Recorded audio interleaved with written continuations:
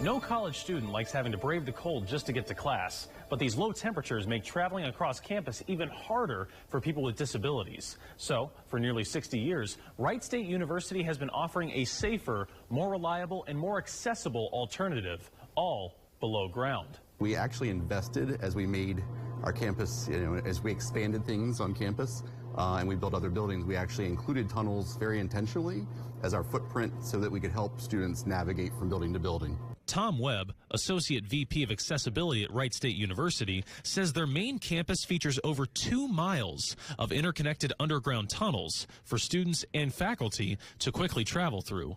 The tunnels connect to every single academic building on campus, as well as Wright State's main ADA accessible dorm, making them very useful for students with disabilities who need to get from point A to point B as fast as possible. When you think of Wright State, you don't think of the tunnels. Like an average person doesn't think of the tunnels, but a person with a disability thinks, oh, there's tunnels, I should use them. During the winter months, many students and faculty members opt for the heated tunnels over traveling outside in the cold. And as winter turns into spring, Wright State Campus Police Chief Kurt Holden tells me that the tunnels will still provide shelter from emergency weather conditions such as high winds. But also in the spring as well, when the tornadoes start coming, this is actually an incredible infrastructure that protects everyone from those types of things.